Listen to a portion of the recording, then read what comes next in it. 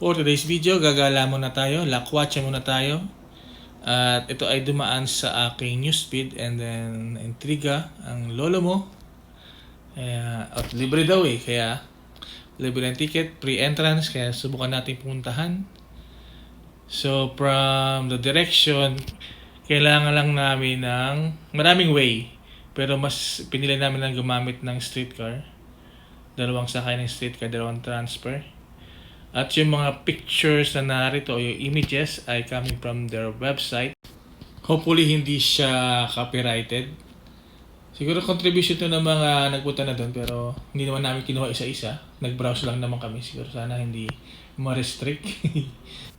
Based on their website, open sila 365 days a year. Kaya kahit may snow, open siya. So let's go!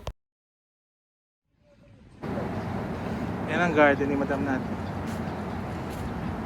So, kailangan bang no food, do not enter. Yung cactus.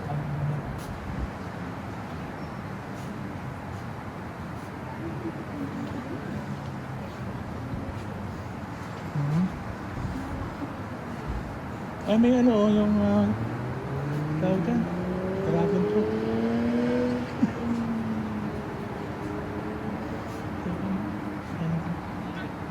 Laki niya. Ang laki. Mawalawakan.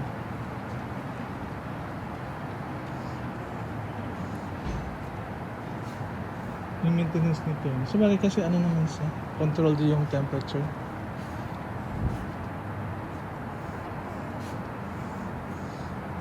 May dragon fruit sila ayun. Kaya bakit nasa paso? Or part pa rin siya ng cactus, succulent.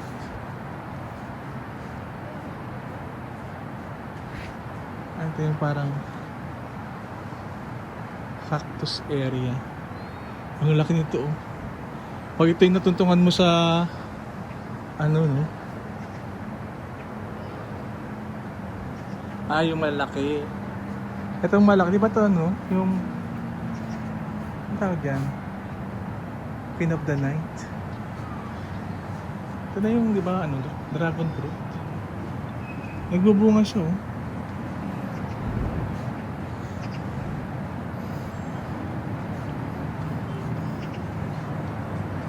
Laki niyan.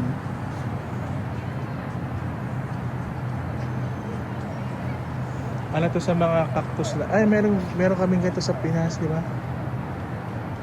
Ay, bawal hawakan. Sorry.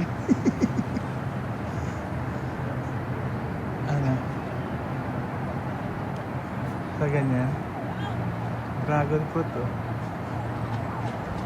Pwede naman siguro mag-video, no?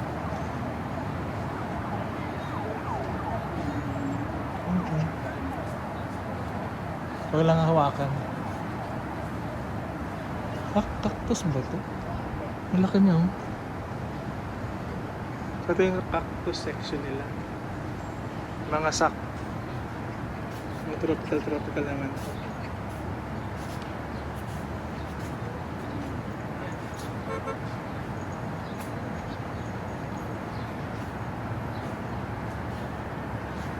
Ito yung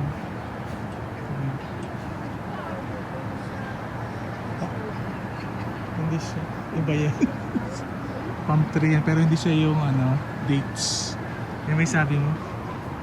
Ito yung tanong namin, olive. Yung ginagamit sa palaspas. Olive.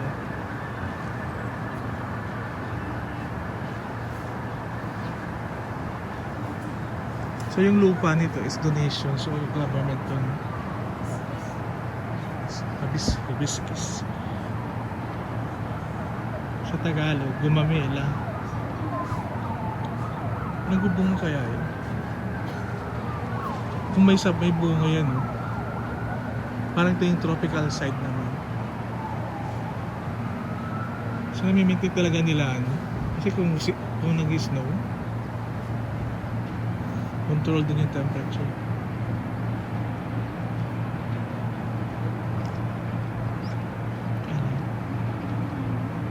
Mayana. That's Mayana.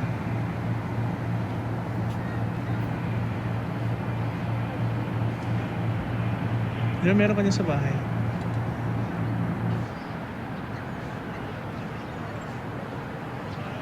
Ito may upako. Pwede natin yung gulayin.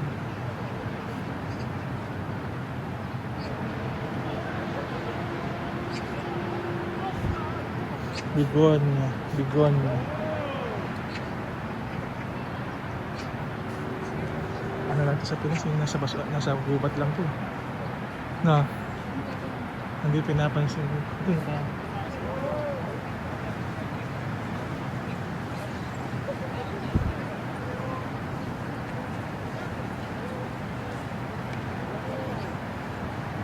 Sarado na. Hanggang dito lang.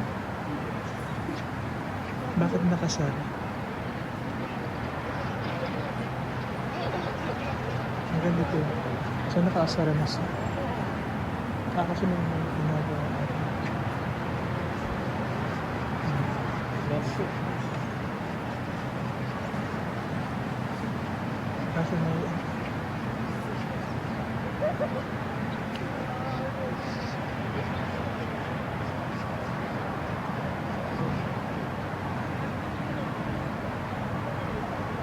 ito lang pala yun. Kasi yun na nire-repair. Kasi meron din dun, di ba? Mag-repair.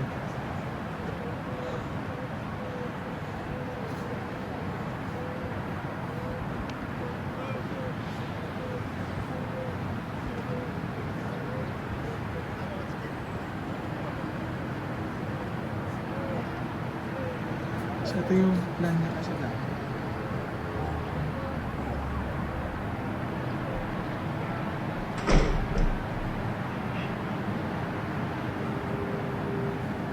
We're done.